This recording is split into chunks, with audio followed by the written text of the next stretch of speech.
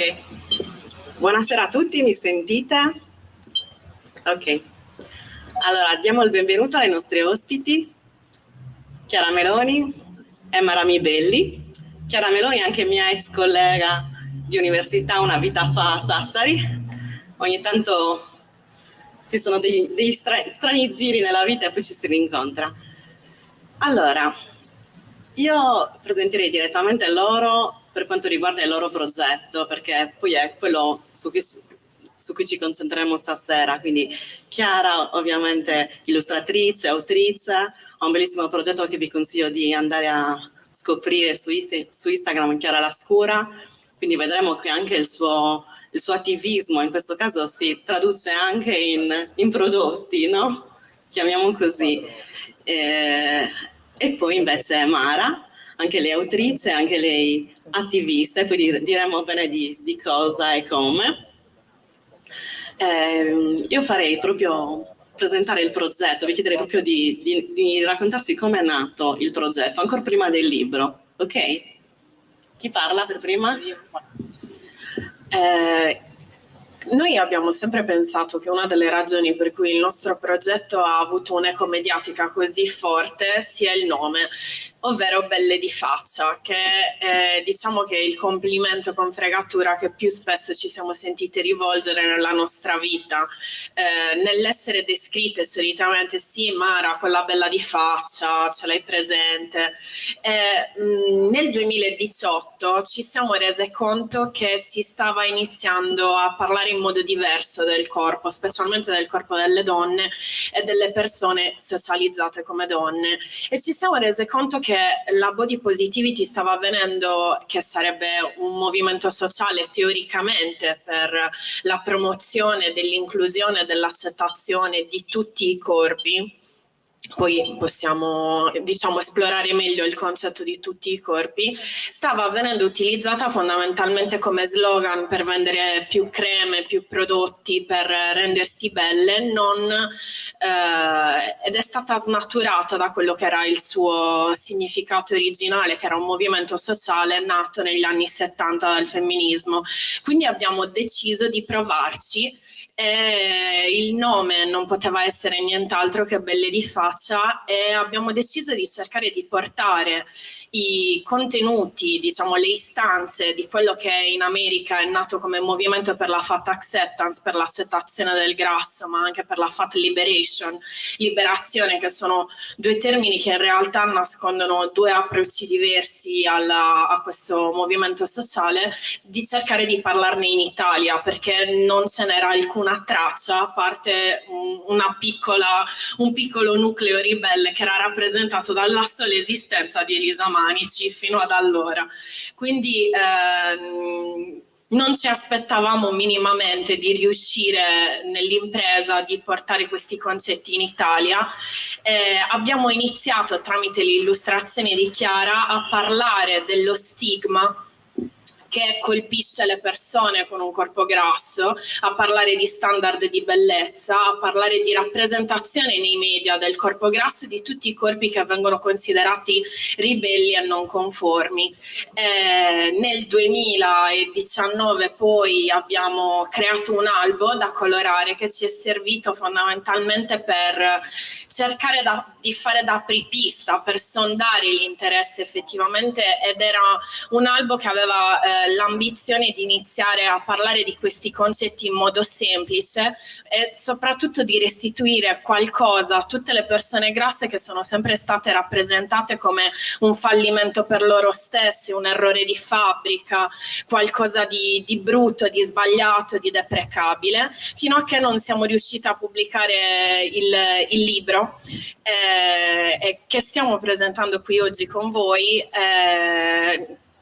Speriamo di riuscire anche a continuare a sensibilizzare su questi argomenti, soprattutto in un momento in cui ancora una volta ci viene ricordato che tutto ciò che non è un corpo abile, bianco, magro, è tutta una serie di standard, non è benvenuto ed è solo ed esclusivamente una divergenza.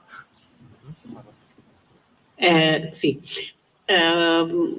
a quello che ha detto Mara sul progetto, sulla nascita del progetto, non c'è molto da aggiungere perché è stata esaustiva. L'unica cosa, vorrei fare un passo indietro magari e iniziare a raccontarvi come è nato questo movimento e perché noi abbiamo deciso che non se ne stava parlando nel modo giusto, perché appunto, come ha accennato Mara, negli anni 70 le femministe, e in particolare un gruppo di femministe lesbiche, ebree, nere, quindi che sommavano in sé tante marginalizzazioni, hanno iniziato a parlare dei corpi grassi e di come i corpi grassi, specialmente femminili, venissero discriminati già dalla moda, dall'accessibilità ai luoghi pubblici, nelle scuole, nell'accesso al lavoro, nella medicina, eccetera, e hanno fondato varie associazioni, tra cui la NAFA, National Association to Advance Fat Acceptance, e poi The Fat Underground, che invece era un gruppo più militante, più femminista. Quindi è tutto nato non da una questione individualista di amore per se stessi, come sono bella, mi accetto, ma da una questione proprio di giustizia sociale, di prendersi spazi e diritti, e questa cosa però negli anni 90 e 2000 è diventato un modo per vendere saponi, specialmente dalla campagna di Dove, che forse ricorderete, del 2004, con delle donne che in realtà si discostavano pochissimo, ma eravamo talmente abituati a vedere solo una donna taglia 38 in passerella che già vedere una donna normoponderale con una taglia 42, magari una smagliatura, era una qualcosa di assolutamente rivoluzionario, e da lì tutte le aziende hanno capito che anziché dirti fai schifo, compra questo prodotto per fare meno schifo, e dirti amati così come sei, però ecco il sapone vendeva. E quindi noi abbiamo visto questo proliferare di messaggi che da una parte dicevano una cosa, ma dall'altra comunque continuavano a escludere alcuni corpi, in particolare quelli molto grassi. Quindi c'era sì una piccola apertura, però non troppo, perché comunque i corpi che continuavano a divergere troppo dalla norma erano sempre discriminati, e per questo noi abbiamo deciso di cercare di riportare al centro quei corpi che avevano più bisogno di questo movimento. Allora, sensibilizzazione sicuramente, ma anche una rivoluzione nel linguaggio, perché nel vostro libro si parla di grasso con accezione neutra. Chi ne vuole parlare? È difficile far digerire alle persone l'idea che noi utilizziamo la parola grasso, grassa, senza un'accezione negativa. Di solito veniamo corrette: no, tu non sei grassa, sei rotonda; tu non sei grassa, sei robusta; no, tu non sei grassa, non come quella lì, tu sei ben distribuita, come se fossi un appartamento più o meno, con delle camere piuttosto spaziose. O ancora, tu non sei grassa, sei molto donna. Questo non è nient'altro che una traduzione del fatto che siamo a disagio con l'utilizzare la parola grassa, perché nonostante sia un aggettivo descrittivo, nella stessa misura in cui lo è alta, bassa, mora, bionda, grasso è irrimediabilmente un insulto. Non vi capita spesso di dire sì, Giacomina, quella... Invece se qualcuno dovesse dire Mara, quella... Soprattutto adesso che io ho elaborato questo concetto, noto molto spesso che c'è una mimica, perché non si può dire, non lo devi dire, è una cosa brutta. Quindi noi abbiamo cercato di educare al fatto che la parola grasso, grassa, è un aggettivo descrittivo che mi descrive nella stessa misura in cui sono una donna mora, e un'altra serie di aggettivi che mi possono essere attribuiti.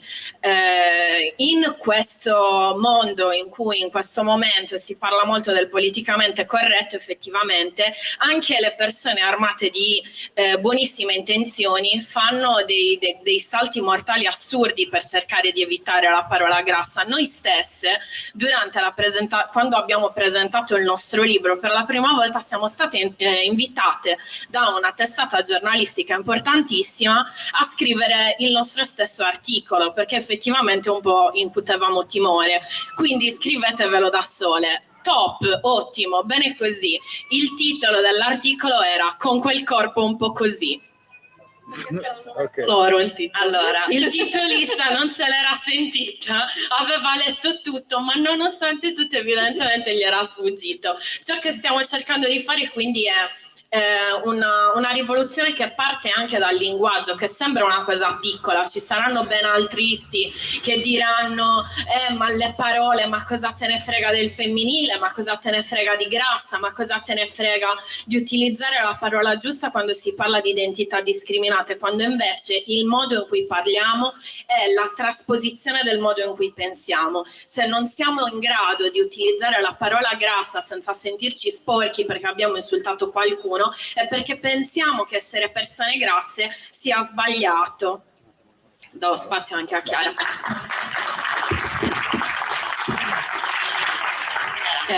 Niente, appunto, una domanda. sì. Allora, ovviamente Mara ci ha spiegato Sì. ora perché, no? Però ovviamente la parola grasso porta con sé dei significati che poi entrano nella vita in maniera molto forte, nella vita lavorativa, nella vita di tutti i giorni, nella vita di relazione. Partiamo dal lavoro. Grasso quindi associato a cosa? E poi altra cosa, nelle selezioni, cioè perché bisogna anche arrivarci alla selezione, quanto questo può in qualche modo incidere? Ma assolutamente il problema, molto spesso quando parliamo di questi temi ci si concentra solo su un problema di immagine e autostima, quindi la gente dice sì vabbè ma ci sono altri problemi con tutta la violenza di genere, i femminicidi, di tutto di più, adesso state a pensare a una che non si piace. In realtà il non piacersi è solo la punta dell'iceberg del vivere un corpo non conforme, perché in realtà anche se tu hai l'autostima di Beyoncé, fondamentalmente la società continua a trattarti diversamente. Abbiamo tutti visto che gli annunci di lavoro, specialmente quelli rivolti alle donne, indicano sempre una bella presenza, che non si sa che cosa sia, è qualcosa di aleatorio, non ci sono misure, pesi, eccetera, ma di sicuro la grassezza non è inclusa. Vari sondaggi fatti tra datori di lavoro potenziali dicono che solo il 15% assumerebbe una persona grassa, non solo per una questione che specialmente le donne devono essere una bella presenza, quindi se qualcuno entra nel tuo negozio deve trovare una donna canonicamente bella che fa vendere di più, ma anche perché alla grassezza sono associate tutta una serie di caratteristiche negative, tra cui la pigrizia, la stupidità, addirittura la poca igiene personale a livello inconscio, quindi neanche decido io di pensare questa cosa, semplicemente grazie a tutto quello che mi hanno raccontato i giornali, le riviste, la comunicazione, i film in cui le persone grasse sono solo macchiette che fanno ridere, mangiano, si sbrodolano addosso, rompono sedie. Io inconsciamente penso questa cosa e se mi trovo davanti due candidati con due curriculum simili assumerò la persona che non è grassa, perché comunque alla grassezza associo tutta una serie di cose. Ovviamente questo si traduce anche in un problema economico, quindi le persone grasse statisticamente guadagnano meno, hanno meno accesso al lavoro, di conseguenza ricadono su di loro anche tutta una serie di altre cose come la cosiddetta fat tax, che come la pin tax è una tassa invisibile per cui tutto quello che è dedicato alle persone grasse, specialmente più grasse, molto grasse, costa di più. Che può andare dall'abbigliamento ai mobili, al viaggio in aereo per cui devi comprare 2 posti, sono tutte cose a cui non pensiamo, ma in realtà fare un viaggio pagando 2 posti a tariffa intera anziché uno riduce sicuramente le possibilità di viaggiare di una persona, oltre a tutta la ricaduta di umiliazione del dover prenotare 2 posti eccetera. Quindi ci sono tutte queste cose invisibili che possono essere le sedute in una sala d'aspetto, le sedie coi braccioli in un ristorante, dover chiedere a un cinema se le poltrone sono abbastanza larghe per il tuo corpo, tutta una serie di cose che ti fanno capire, non diversamente da come succede ad esempio alle persone disabili, molto peggio, che il mondo non è fatto per te, non è fatto per accoglierti, è pensato per un corpo che rientra nella norma e quindi fondamentalmente tu non sei contemplato o contemplata.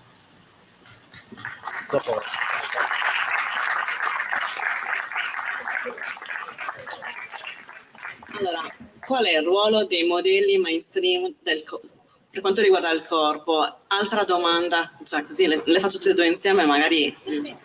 I social non hanno tutte le colpe, anzi i social probabilmente hanno ristabilito un po' di ordine, un po' di possibilità. Il web ha dato la possibilità a tante persone di raccontarsi per come si è, ovviamente anche di specchiarsi non solo col proprio specchio personale ma quello sociale.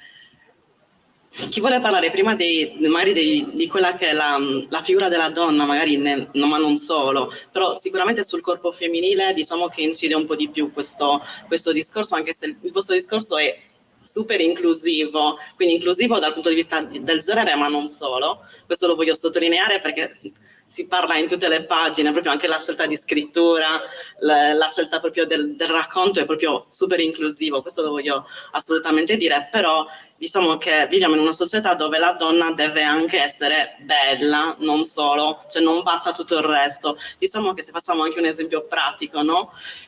A volte anche senza rendersi conto, commentando un presentatore TV, una presentatrice, se il presentatore è bravo ma è bruttino, chi se ne frega, se invece la presentatrice ha preso qualche chilo, viene fuori una situazione allucinante dove ci si deve anche poi in qualche modo ci si trova anche a doversi quasi scusare, no? Perché questa è la cosa grave, più grave in assoluto.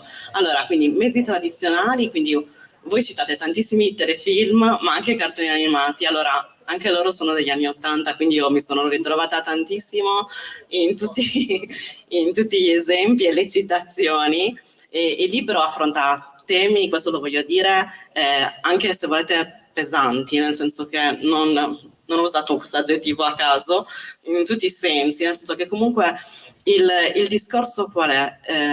Si parte proprio da degli studi, perché poi è da lì che si parte, che sono tutti, come avete detto voi, americani o comunque non tradotti in Italia, per poi andare a analizzare la figura di riferimento, quindi i modelli di riferimento, il linguaggio, le difficoltà anche in quella che è la vita quotidiana, come abbiamo detto, e poi anche la discriminazione in qualche modo legata anche ai diversi corpi e quindi anche le differenze di discriminazione, ok? Però partiamo dai modelli, perché poi c'è tutto un discorso anche legato al marketing che dobbiamo affrontare. Allora sì, sicuramente come hai detto tu, i social che sono tanto demonizzati, molto spesso la domanda che ci fanno di più nelle interviste è ma cosa pensate di questi modelli di bellezza super restrittivi proposti dai social, come se non fossimo cresciute negli anni 90 con le riviste femminili che ci urlavano in faccia che non andavamo bene, con citazioni di Kate Moss che diceva che nessun cibo è così buono quanto è bella la magrezza, con comunque modelli che erano già, anzi forse ancora più restrittivi di ora, semplicemente la gente ha la memoria corta e in realtà le riviste femminili sono almeno dagli inizi del Novecento che dicono alle donne cosa devono essere per essere accettabili, quindi poi può cambiare leggermente, può essere che un anno vada di più il sedere prorompente, però comunque la grassezza non è mai andata bene, soprattutto essere molto grassi, quindi fondamentalmente come hai detto tu si inizia già da piccoli, già dai cartoni animati. I cartoni della Disney ci hanno insegnato che gli unici eroi avevano un corpo magro, mentre i cattivi o i personaggi ridicoli tipo spalle comiche avevano un corpo tondo, che le cattive come Ursula che perseguita la sirenetta erano grasse, mentre le principesse e chi si merita l'amore romantico è sempre comunque una persona magra. Quindi fondamentalmente questi modelli vengono interiorizzati e per quello che poi le persone grasse vengono viste come non attraenti, come buffe, come ridicole, come goffe o come cattive, eccetera. Quindi si inizia già da piccoli, sia tramite i cartoni animati sia in famiglia, dove si sentono già discorsi su diete, calorie e corpi che vanno bene e corpi che non vanno bene, a iniziare a a tracciare delle gerarchie tra i corpi e far capire bene che non tutti i corpi sono uguali, alcuni vanno bene, alcuni meno. Quindi si continua poi con le serie TV, con i film, in cui gli esempi sono sempre gli stessi. La donna grassa è la spalla comica della protagonista bella, che non può trovare mai l'amore a meno che qualcuno non veda la bellezza interiore, questa famosa bellezza interiore. Sì, cioè è ridicola, goffa, è poco femminile fondamentalmente. Sembra stupido parlare di rappresentazione, ma in realtà la rappresentazione dà nella nostra testa già l'idea di come dobbiamo trattare certe categorie di persone, va a rafforzare degli stereotipi e va anche a far interiorizzare a te il tuo ruolo nel mondo, perché se tu bambina grassa o bambina nera o bambina disabile o comunque che si discosta in qualche modo dall'ideale dominante, vedi solo quei ruoli per un corpo come il tuo, crescerai pensando che è quello che ti meriti di essere un personaggio secondario nella tua stessa vita, di non prendere spazio e di non chiedere mai niente di più, insomma. Sì, praticamente la sindrome di Pigmalione, interiorizzi a tal punto l'idea che non meriti queste cose, e questa ed è un effetto a cascata, perché fondamentalmente nella vita, e in questo caso faccio un riferimento specifico al genere, alle donne, finisci per accontentarti di un sacco di cose perché non sei mai abbastanza, quindi devi ringraziare se qualcuno ti ama perché è andato oltre questo orpello architettonico che è il tuo corpo ed è riuscito a vedere la bellezza interiore, per esempio. E queste sono tutte cose che diciamo sin da bambine, dall'infanzia ai bambini, che cosa è giusto essere, a che cosa puoi ambire, quali sono le tue aspettative nella vita, ecco. Per andare avanti con la rappresentazione, visto che Chiara si è soffermata parecchio su quello che è la rappresentazione del grasso nei media, io passerei ai social, perché come anticipava, di solito quando qualcuno si rivolge a noi e ci parla dei social intesi come Instagram, considerato che siamo molto attive su Instagram, ci vuole sentir parlare dei filtri, della perfezione, dell'appianare i pori, la cellulite, quando in realtà c'è una cosa positiva dei social, che sono ciò che ne facciamo. Noi siamo cresciute per l'appunto con magazine femminili che puntualmente dopo il solstizio di primavera iniziavano a parlare della dieta del limone, la dieta del melograno, la dieta della garcinia cambogiana, dimagrisci in 3 settimane, preparati per la prova costume, così delineando una gerarchia per cui se non ti sei preparata non ci andare al mare, che tra l'altro logisticamente vivendo in Sardegna era anche difficile sopportare questa situazione, devo dire. Quindi i social invece danno la possibilità a chiunque abbia uno strumento, che sia un telefono o una fotocamera, di rappresentarsi e decidere come rappresentarsi. Noi abbiamo scoperto la body positivity e la fat acceptance attraverso i social, prima nella sua nella sua maniera più leggera, diciamo più pop, con le prime modelle che indossavano dei vestiti, perché anche noi persone grasse vorremmo scoprire come veste quel vestito, quella mutanda per esempio. Ogni volta che c'è una pubblicità con una persona che indossa una tuta ed è grassa o delle mutande, c'è subito stanno promuovendo l'obesità, quindi ti fanno i vestiti per andare in palestra ma non ti possono far sapere che li hanno fatti, perché altrimenti stai normalizzando l'essere grassi. Quindi poi vai in palestra, ci vai con i leggings che dai primi anni 90 ci hanno insegnato che non li dovremmo mettere, e si lamentano perché devono sopportare l'orrore di vederti quei leggings. È un cul-de-sac, non se ne esce mai da questa storia.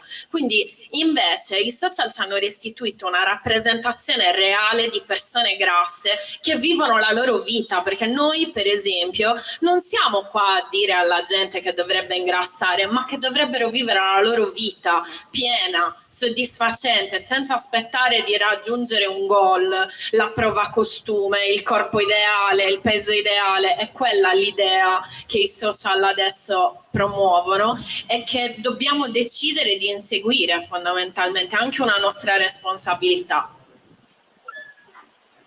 Allora,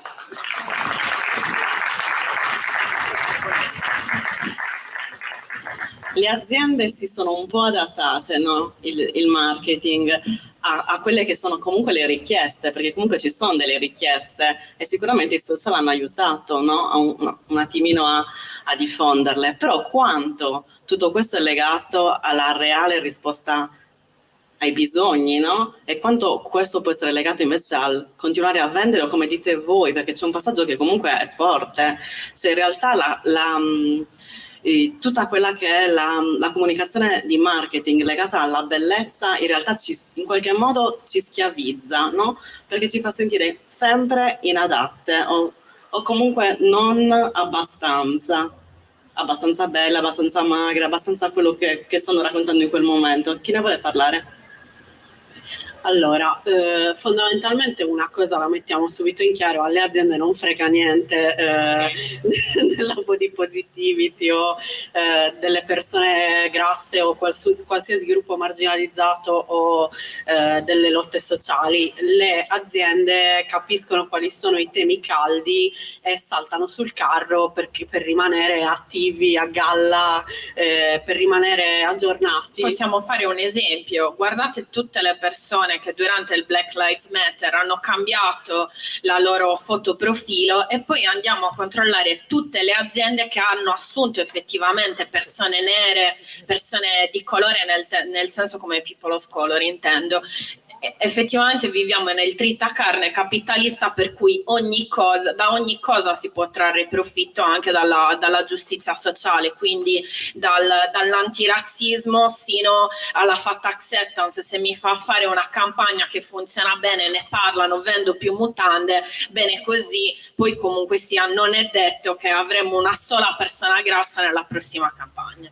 E poi fondamentalmente siamo talmente abituati ad avere pochissimo, no? Ci sono brand che storicamente facevano 3 taglie, la S, la M e la L, quindi ci vuole veramente un passettino minuscolo per fare tantissimo scalpore mediatico, che è una cosa di cui hanno bisogno, perché comunque sono tutti in crisi. Pubblicità gratuita. Quindi fondamentalmente basta mettere una donna taglia 48 in una campagna per scatenare polemiche di settimane tra favorevoli e contrari, e avere un po' di visibilità, quando fondamentalmente hai aggiunto una taglia al tuo range.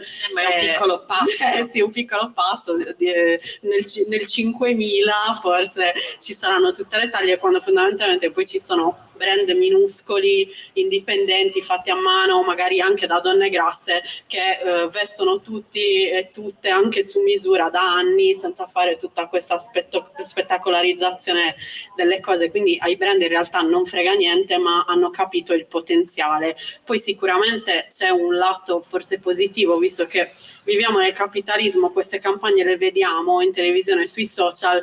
Comunque è meglio per una persona giovane essere esposta a quel contenuto rispetto ai contenuti che vedevamo noi, e da qualche parte magari prima o poi questo messaggio super edulcorato, anacquato, le farà radicalizzare e arrivare a qualcosa di più serio. Quindi tutto sommato, diciamo, qualcosa di positivo c'è, ma comunque resta il fatto che i brand sono molto indietro con l'inclusività, ma anche solo con la qualità delle cose, perché contando sul fatto che le persone grasse hanno una scelta molto limitata. Se tu vai su un sito qualunque, anche su quelli che adesso offrono le taglie plus size, Zalando, ASOS, facciamo i nomi, tanto non ce ne frega niente, tu vai lì, selezioni abiti, poi cambi le taglie, da una certa taglia in poi si scuriscono i colori perché non si sa mai che una cicciona attiri l'attenzione con un colore fluo e le opzioni si riducono, cioè c'è tipo, che ne so, magari il 10% della scelta da 2000 abiti diventano 30 abiti e sono tutti scuri, sono tutti sotto il ginocchio, perché comunque cioè, quindi siamo molto lontani dall'avere lo stesso vestito in tutte le taglie, dalla XXS alla 7XL. C'è anche tantissimo da fare perché comunque anche nel processo di design e di ideazione di queste campagne e di questi prodotti non ci sono persone grasse coinvolte. Molto spesso i vestiti vengono fatti e progettati sulla modella standard taglia 38 e poi ci aggiungo solo un po' di centimetri e finisce così. Sempre per la ragione del pinkwashing, poi c'è da dire che quando si parla di body positivity, che ormai è un termine ombrello che noi utilizziamo, è il nostro cavallo di Troia, perché ci presentiamo con la body positivity e poi li freghiamo con dei discorsi un po' più radicali, diciamo, non si parla mai abbastanza. Molto spesso la body positivity è stata definita da persone che diciamo nostri detrattori, se vogliamo, il maschile, mi dispiace dirlo, non è casuale in questo caso, il femminismo dei peli, perché del resto succede questo nel mondo e voi state qua a parlare di... La questione dell'abbigliamento rientra sempre nella questione dello stigma di cui parlava Chiara, perché non è... Quando si parla di abbigliamento è plus size nei vari magazine femminili, di solito parliamo di come ridurre la pancia, nascondere le braccia grosse, ma non parliamo mai del fatto che i vestiti ci servono. Non è solo un vezzo, non ci risulta di vivere in un mondo nudista e per poter fare un colloquio, per poter vivere nella società contemporanea è necessario, come direbbe mia nonna, non andarci culi nudi. Quindi la questione dell'abbigliamento si fa una questione anche di sopravvivenza, perché già è difficile essere considerata persona grassa in fase di colloquio, se in più ci devo andare con una tuta inaccettabile perché non c'è nient'altro, per me diventa anche estremamente difficile. Quindi questo è un aspetto che non viene trattato perché la body positivity è utilizzata per fare pinkwashing ed non è il fine, ma è uno strumento per fare qualcos'altro, ed è la ragione per cui se ne deve parlare più spesso in questi termini, anche di aspetti pratici della vita delle persone con un corpo non conforme, perché va tutto molto oltre il pinkwashing che ci vendono sia i brand sia le testate giornalistiche, che hanno bisogno di continuare a vendere i loro giornali per esistere, che hanno bisogno delle Gen Z, dei millennial che continuino a comprare. Quindi è per questo che pensiamo che dovrebbe mantenere una dimensione di attivismo e non solo di social, di comunicazione. Ci sono degli aspetti pratici effettivamente. Scusate la digressione. No, era assolutamente necessaria, perché comunque si andata a spiegare anche i motivi pratici appunto legati a tutto quello che stiamo raccontando. Un altro aspetto che invece è legato di nuovo al linguaggio, ma non solo, è la diet talk, quindi l'eccessivo parlare di diete, di alimentazione, di consigli soprattutto non richiesti, perché poi questo è un focus, diciamo, che ci tocca un po' tutti, io per prima, no? Come ho detto prima a Chiara, con Chiara non ci vedevamo da un sacco di tempo. Io sono passata qualcuno che mi conosce da tempo si ricorda, ma sembri Olivia, ti sei mangiata Olivia più o meno, no? Perché questo è quello che uno, cioè nel senso, quello che ti dicono quando ti vedono, magari non ti vedono da tempo, anziché chiederti come stai, no? Cioè il giudizio su. Quindi perché sarebbe carino capire che prima di aprire bocca bisognerebbe sempre un pochino pensare, collegare pensieri e cervello e magari essere un pochino più empatici. In generale bisognerebbe inventare una sorta, c'è il Bechdel test, che è quel test che si fa ai media, tipo ai film, per vedere quanto tempo sullo schermo ci sono due donne che non parlano di uomini, per vedere se una pellicola effettivamente è femminista o scrive le donne come macchiette che parlano solo di relazioni romantiche con uomini. Bisognerebbe fare il diet test per vedere in una conversazione in un pranzo di lavoro, in famiglia, eccetera, quanto passa prima che qualcuno ti dica ho incontrato Mario e quanto è ingrassato, oppure che ti dicano questo non lo mangio, che poi diventa una cicciona, sì, se voglio mettermi il costume quest'estate, perché è un continuo, cioè se tu ci fai caso, fai un barattolo e metti €1 ogni volta che qualcuno ti parla di diete, di chili, diventi ricco, meglio di quelli che ti consigliano su internet come diventare miliardario con le criptovalute. Quindi fondamentalmente è proprio un'ossessione, no, della nostra società, questa cosa di parlare continuamente di chili, di peso. È una cosa dannosissima. È una cosa dannosa perché non sai chi hai davanti, non sai se hai una persona che è in recovery da un disturbo alimentare, una persona che ha dei problemi col suo corpo, non sai fondamentalmente chi hai davanti, che messaggi stai dando specialmente alle persone giovani, e ci sono anche dei vari studi che dicono che non fa bene né a chi lo fa né a chi lo ascolta, perché quando tu ti lamenti del tuo corpo o parli di calorie, socialmente l'altra persona è portata a fare lo stesso perché vuole far parte della conversazione, deve reciprocare, quindi diventa tutto un concentrarci sui nostri corpi e parlare di queste cose, di continuo ossessionarti. Poi alla fine, no? Quel gelato lo stai mangiando lo stesso, perché te lo devi rovinare parlando di calorie? Invece è proprio una cosa continua. Poi per le persone grasse diventa una continua microaggressione, perché trovarti continuamente persone accanto a te che ti dicono tutti i sacrifici che sono disposti a fare per non essere te, però per carità tu stai bene così, e che a me farebbe schifo essere così, però tu sei bella, cioè non ti vedrei in nessun altro modo, però io... Quindi fondamentalmente è un discorso tossico che dovremmo evitare di fare per noi stessi, per gli altri, per la crescita dei bambini e dei ragazzi e delle ragazze. Quindi è una piaga comunque che è difficile debellare. Sicuramente si può fare nel piccolo, cioè io fondamentalmente quando qualcuno inizia discorsi del genere in mia presenza faccio finta, è una sorta di udito selettivo, cioè io in quel momento non sto registrando l'informazione, cambio argomento. Ma io a volte sono passivo-aggressiva, dipende se me lo concede la situazione. Tipo di recente ho avuto una grande soddisfazione dal rispondere a una persona, caspita, ho detto devo fare qualcosa, sono ingrassata, e io ho detto no, guarda, io effettivamente sono dimagrita, quindi sto facendo di tutto per ingrassare. E poi zitta, e si tiene il contatto visivo. Questo è un modo per evitare che questa conversazione si ripresenti in futuro, ma anche perché veramente ci capita continuamente di sentire dire davanti a noi no, ma sto diventando una scrofa, devo fermarmi, devo mangiare di meno. Io mi immagino il contrario, tipo santo cielo, mi vedo le clavicole, ma le vedi?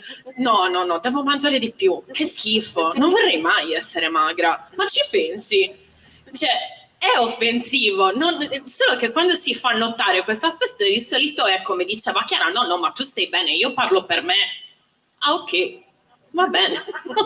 Ok, quindi diciamo che facciamo una grossa differenza anche nella nostra vita quotidiana, cercando di cambiare il modo di parlare che ancora una volta si ripresenta, perché veramente molto spesso ci viene chiesto cosa dovremmo fare e qualcuno si immagina di dover ordinare un libro da una biblioteca a Filadelfia che non viene ristampato dal 79 per cercare di costruire la propria conoscenza del movimento della Fat Acceptance, quando basterebbe partire da dei passi minuscoli, come evitare di parlare così tanto del corpo. Come nel caso di Deborah, se non la vedi da 15 anni, magari è il caso di chiederle cosa ne è stato della sua vita dopo che si è laureata, sei dipendente, hai una partita IVA. Mi dispiace in entrambi i casi generalmente, vista la situazione, però ci sono un sacco di cose da dire che esulano il corpo effettivamente e che appiattisce questo momento antilavorista. Esatto, così, che appiattisce completamente la conversazione. Poi lì dovremmo entrare in merito al fatto che spesso non ci siano discorsi da fare, quindi tolgono fuori il tempo e il cibo. Poi quelle cose, guarda, le mie cose preferite, cioè non sono le mie cose preferite, in realtà le odio, però ti danno proprio la misura di come valutiamo la magrezza importante nella nostra società. Cioè, io ho sentito fare dei discorsi tipo meno male si è ammalato, almeno ha perso tutti quei chili. Puoi mettere, Oppure, fortuna. oppure, che ne so, una persona che poverina si era lasciata dopo 20 anni di relazione e quindi era molto dimagrita dopo perché era depressa, eccetera.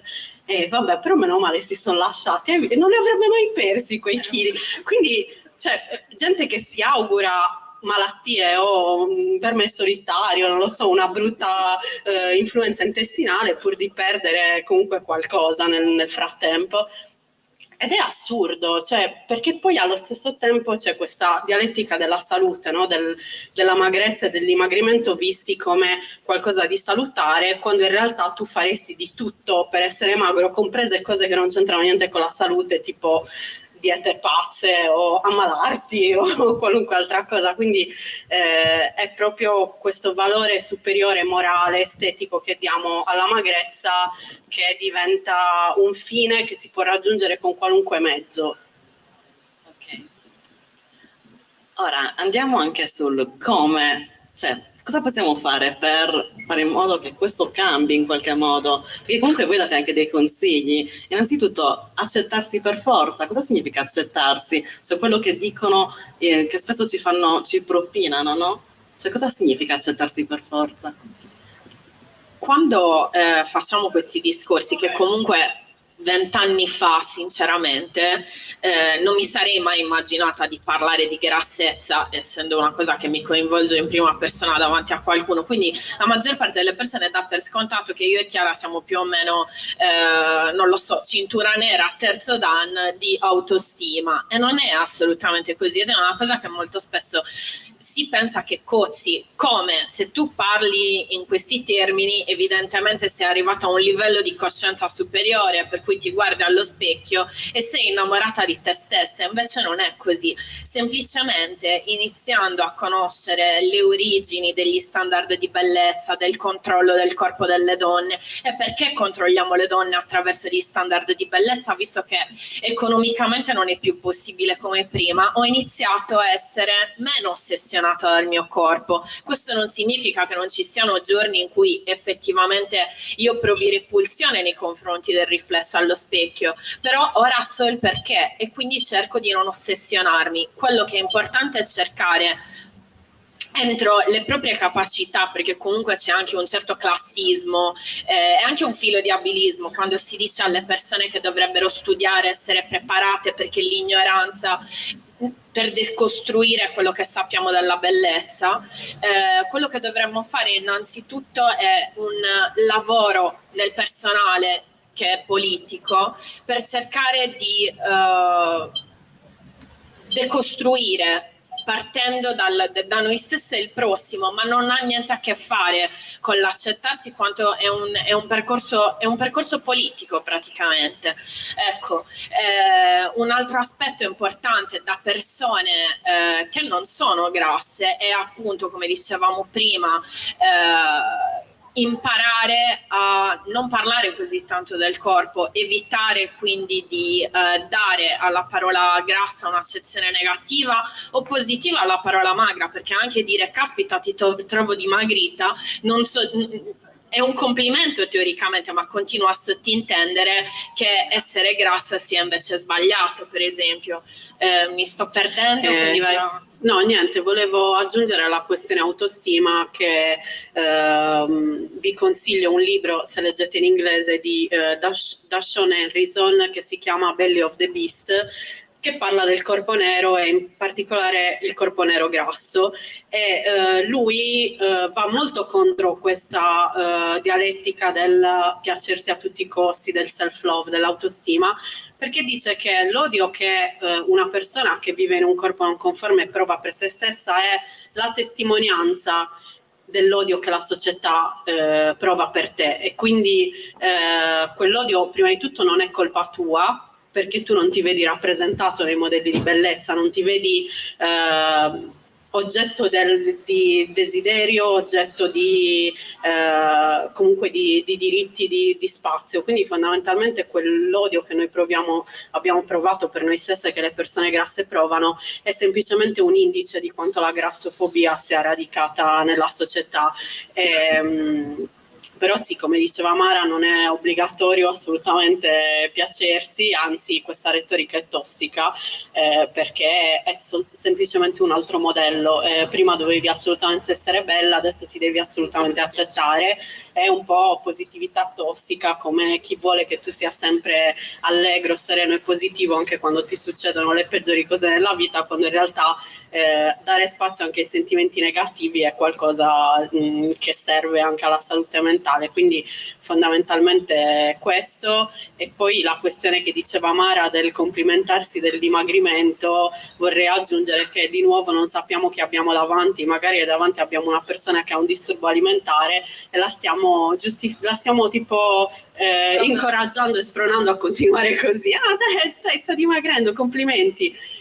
Quindi parlare meno di corpi e concentrarci su altro sarebbe già un passo avanti enorme prima di andare a fare studi accademici o chissà cosa. E per quanto concerne l'autostima, come dicevamo prima, siccome c'è una grossa differenza tra il non piacersi e avere una bassa autostima, è una cosa che riguarda chiunque, persone grasse, persone magre, con ogni tipologia di corpo. Il fatto è che l'autostima non risolve lo stigma, perché anche amarsi non significa che ci sarà un posto per te senza pagarlo sull'aereo, non significa che ci saranno medici pronti a farti una diagnosi approfondita e non liquidarti con perdi 40 kg e poi torna, poi magari nel frattempo qualsiasi patologia che magari non era inerente al grasso, comunque sia non era condizionata dal grasso, continuerà a peggiorare probabilmente. Non ci saranno datori di lavoro che ti assumano perché dici: come non mi assume? Ma io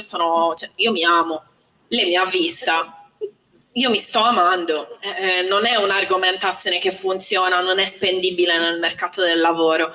Quindi ecco, la questione dell'autostima lascia assolutamente il tempo che trova. Da persone invece alleate, diciamo, da persone anche, senza scomodare il termine alleate che è molto politico, si utilizza nella comunità LGBTQ, io direi persone decenti, persone gentili, persone che hanno a cuore gli altri e le altre, iniziare a pensare appunto, quando si organizza un evento, che sia accessibile per le persone grasse, accessibile per le persone disabili, accessibili per le persone neurodivergenti, per esempio.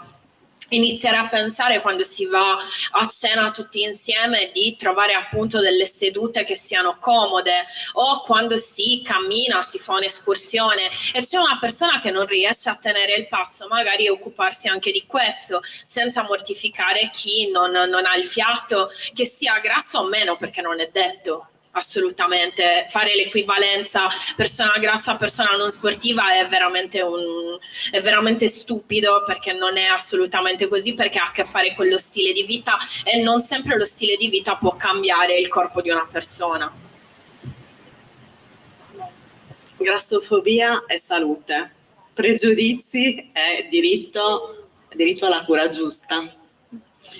Sì, allora questo è il tema che piace tanto ai nostri detrattori, di nuovo al negativo, al maschile, perché purtroppo statisticamente è così, quello della salute, perché in una società che ormai ha iniziato a capire che non è più giusto bullizzare le persone per il loro aspetto fisico, diventa sempre meno accettabile offendere qualcuno per il suo corpo, però quella è rimasta l'ultima scusa disponibile per bullizzare le persone grasse. Sì, ma non sei in salute, quindi lo dico per te, quindi ho un fine nobile e ti posso dire qualunque cosa, anche che verrò a pisciare sulla tua tomba quando morirai di diabete, come scrivono a noi i nostri amati troll. Quindi fondamentalmente è rimasta proprio l'ultima scusa, perché dà anche una giustificazione morale dietro.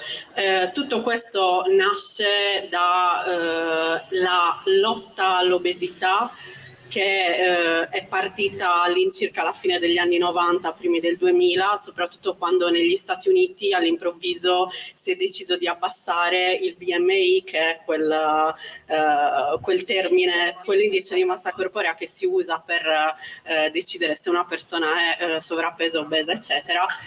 Si è deciso di abbassarlo, così tantissimi milioni di americani il giorno dopo si sono svegliati improvvisamente grassi, quando prima erano nel normopeso, e si è iniziata questa lotta all'obesità come se fosse un'epidemia, e le persone grasse sono state descritte come un'epidemia, arrivando anche a cose assurde come articoli di costume che dicevano di non circondarsi di persone grasse, di non avere amici grassi, perché tendi a diventare grasso anche tu quando ti circondi, quindi è un po' se lo conosci lo eviti fondamentalmente.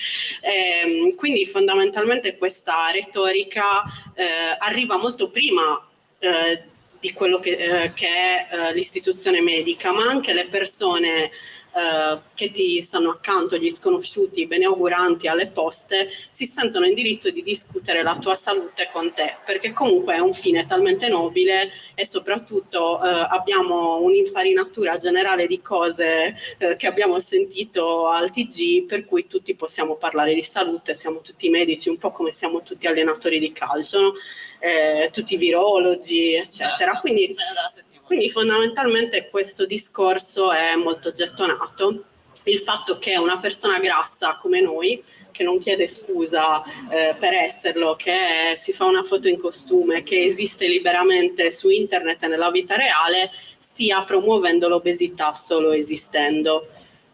Quindi tu arrivi in un posto, ti presenti e stai promuovendo l'obesità. Questo è quello che si pensa generalmente. Questa è veramente semplicemente una scusa, è una scusa che deriva da questa superiorità morale che le persone hanno nei confronti dei corpi grassi. Finta preoccupazione. Premesso che una cosa che non facciamo mai è parlare di salute con termini medici, perché siamo delle attiviste, quindi noi parliamo fondamentalmente, sebbene ci sia effettivamente anche da decostruire quello che viene definito il fat bias, ma lasciamo che siano delle persone più competenti di noi a farlo.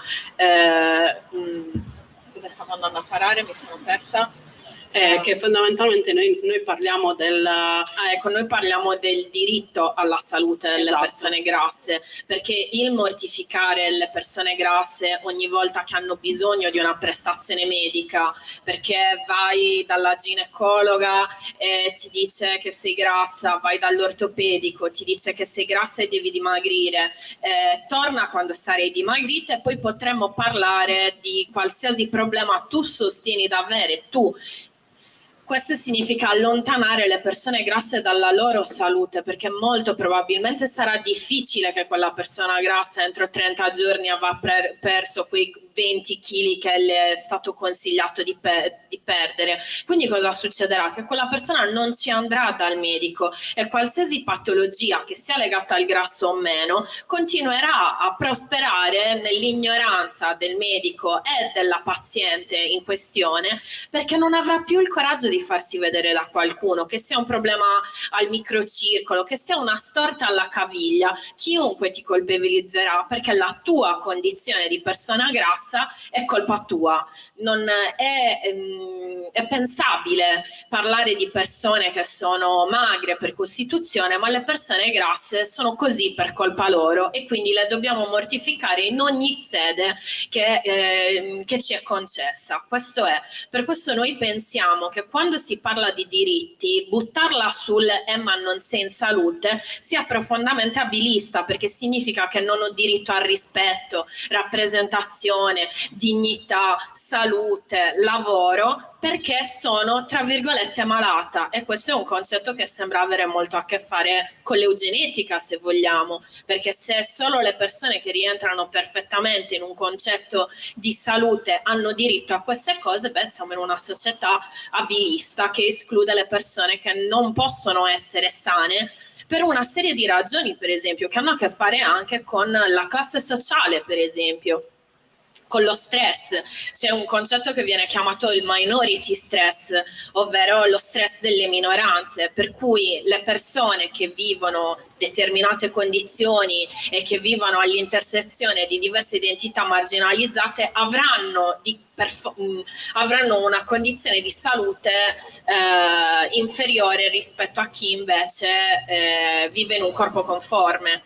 Sì, per tornare un attimo indietro, volevo dire che questo non significa essere antiscientifiche, perché qua non si sta discutendo di scienza e dati, ma di come i medici e il personale sanitario sono persone e come tutte le persone hanno i loro pregiudizi e i loro bias, che negli anni si sono riflettuti su tutti i gruppi marginalizzati. Pensiamo alla comunità LGBTQIA, pensiamo alle persone disabili, pensiamo alle persone grasse. Quindi ogni medico è prima di tutto una persona che si porta dietro tutti i pregiudizi che noi già come collettività abbiamo sui corpi grassi. Quindi la questione non è dire che una persona grassa non può avere un problema di salute legato o meno alla grassezza, ma semplicemente che una persona grassa ha il diritto allo stesso trattamento medico, alle stesse analisi approfondite, mentre purtroppo statisticamente ci sono tantissimi casi di persone che sono andate dal medico per fare dei controlli, non sono state mandate a casa con altre prescrizioni di analisi, di lastre, ma semplicemente con una dieta e un invito a tornare perdendo peso. In alcuni casi questo ha portato a doversi pagare diversi specialisti per risolvere finalmente il problema che non aveva niente a che fare magari col peso. In altri casi ci sono persone che sono morte di tumori mai diagnosticati perché in realtà quel dolore o quel fastidio era stato attribuito semplicemente al fisico della persona. Da poco sul profilo abbiamo citato la storia di una donna americana che è morta appunto per un tumore che non gli era mai stato diagnosticato, dopo che per 10 anni i medici le dicevano semplicemente di dimagrire. Ha voluto usare lo spazio del suo necrologio, del suo obituary, per lasciare un messaggio contro questa discriminazione da parte dei medici e invitare le donne grasse, le persone grasse a combattere di più per i loro diritti e i medici a curare le persone grasse come curerebbero qualcun altro, perché se uno ha un dolore alla caviglia è giusto che faccia una lastra alla caviglia, non che torni a casa con una dieta, a prescindere da quale sia. Si chiama diritto alla salute. Esatto. Poi c'era qualcosa che Mara ha detto alla fine a cui mi volevo riagganciare, ma adesso mi sono completamente dimenticata. La questione delle abitudini salutari. Molto spesso le persone grasse vengono viste come colpevoli quando hanno qualsiasi problema di salute o colpevoli di quelli che avranno in futuro, perché se non ce li hai comunque te li augurano, ti dicono che prima o poi ce li avrai, perché comunque se la sono cercata, perché come diceva Mara la grassezza è vista come una colpa e una responsabilità, quando in realtà tutte quelle che sono le abitudini considerate salutari non sono accessibili a tutti, a partire dal mondo dello sport, a partire da orari di lavoro umani, ambienti di lavoro non stressanti, il tempo di cucinare cibo salutare o l'educazione alimentare che molte persone non hanno, l'accesso al cibo che noi magari diamo per scontato, ma non è così per tutte le persone. Di sicuro una madre single che fa 2 lavori per mantenere i figli avrà meno tempo di tagliare le verdure una a una e fare minestroni rispetto a una donna borghese con la colf. Però tutte queste cose, quando si tratta di salute, non vengono considerate, perché comunque alla società capitalista fa comodo far riflettere qualunque problematica sull'individuo, in modo da non doversi curare dei diritti pubblici anche all'accesso al verde, l'accesso allo sport e qualsiasi altra cosa. Quindi quando forse tutti avremo lo stesso accesso a tutte le abitudini salutari, potremo parlare di qualche responsabilità personale, però io la vedo molto lontana come cosa.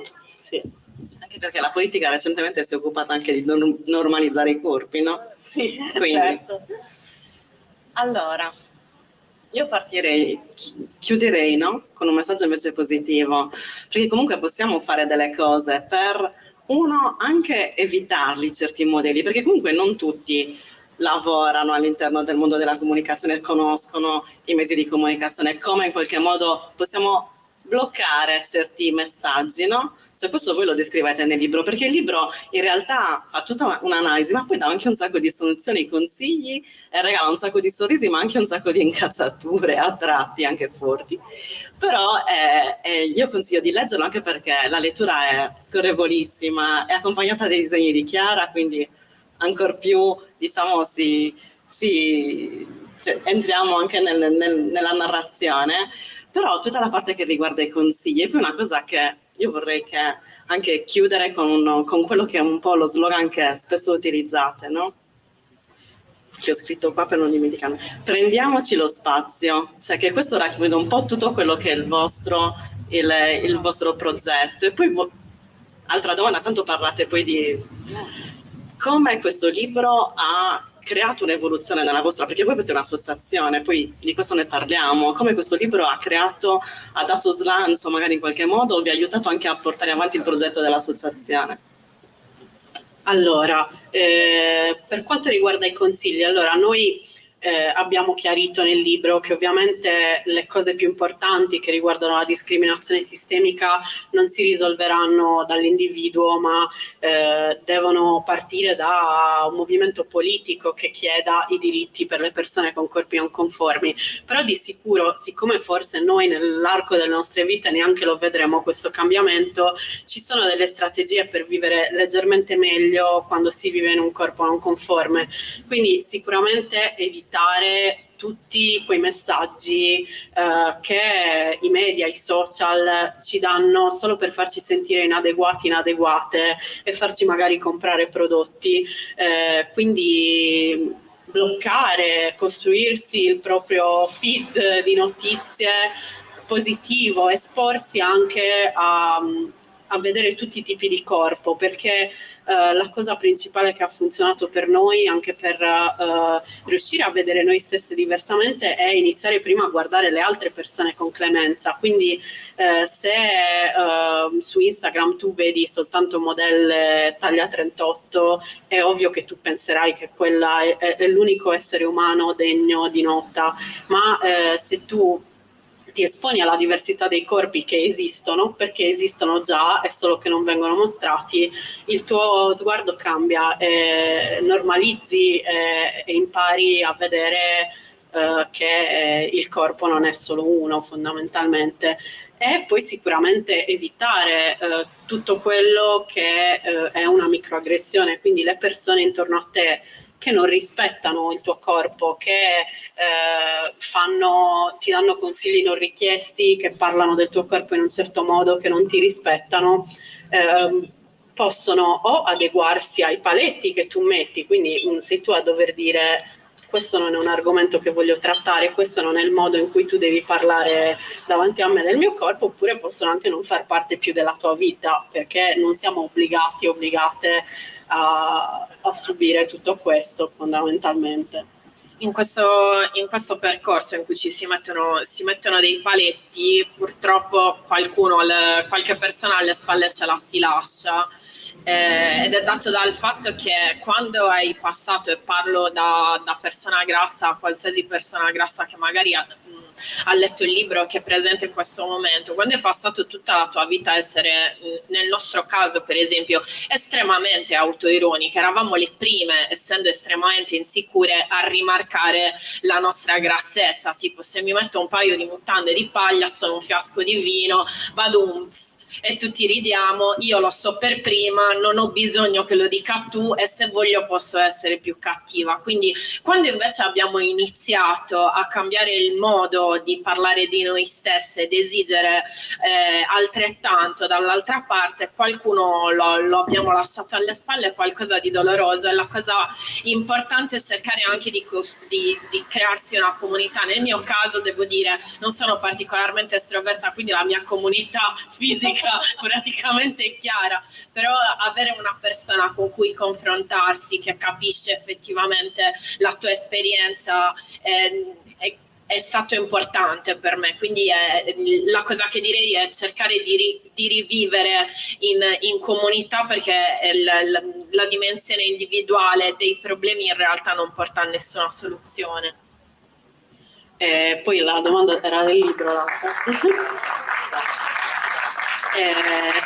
Ma senti, fondamentalmente noi già eravamo molto stupite prima di quello che Belle di Faccia ha portato nelle nostre vite, perché fondamentalmente ha portato davvero una comunità sia virtuale sia nel poco spazio delle presentazioni e degli eventi che abbiamo fatto anche reale, quindi ci siamo conosciute, siamo diventate amiche di altre attiviste sia grasse sia che fanno parte di altri gruppi marginalizzati, e ha portato secondo me anche un po' a guarire delle ferite che erano rimaste dall'adolescenza, perché trovarsi magari ragazze giovani che ci dicono sono andata al mare per la prima volta quest'anno grazie a voi, o da quando ho letto il libro mi sento meglio e ho iniziato a sentirmi meglio, come se queste cose qua, cioè noi cerchiamo di essere le persone di cui avremmo avuto bisogno a quell'età, quindi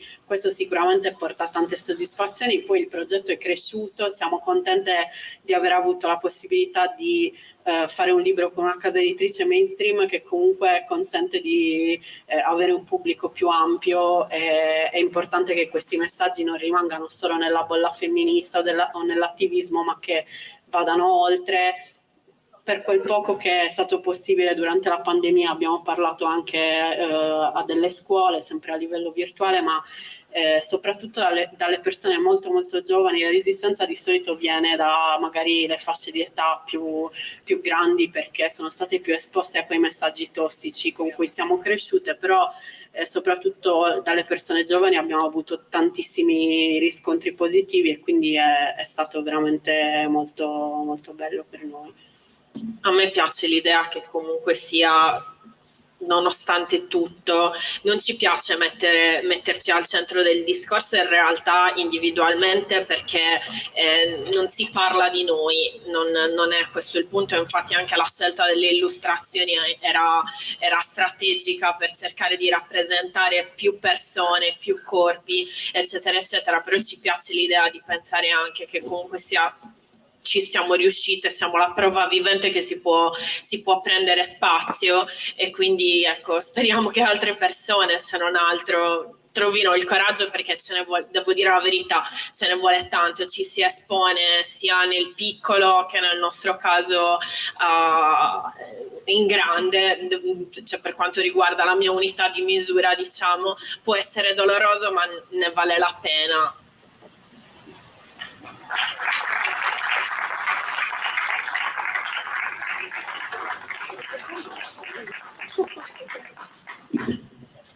Allora, avete delle domande per Chiara e Mara?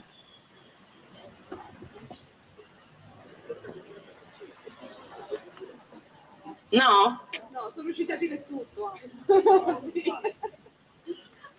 Allora le ringraziamo con un applauso.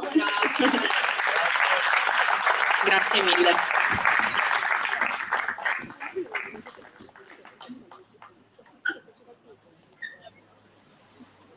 Grazie mille ragazze, grazie per la vostra simpatia e per i vostri spunti di riflessione.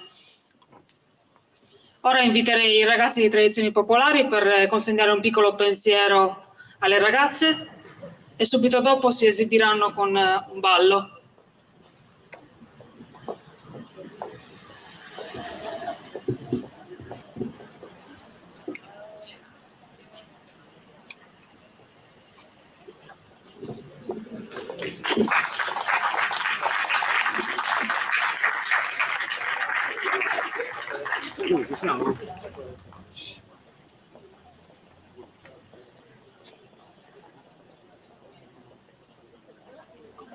Sono diversi, hanno fatto le stesse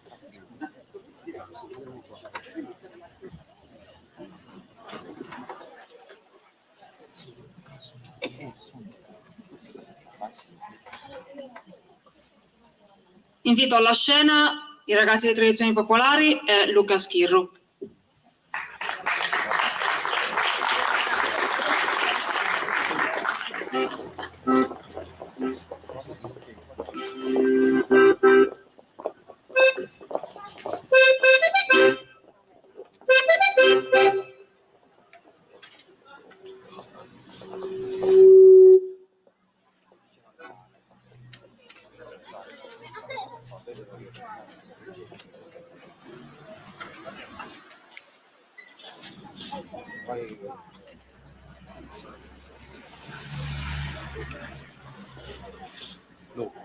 Lu.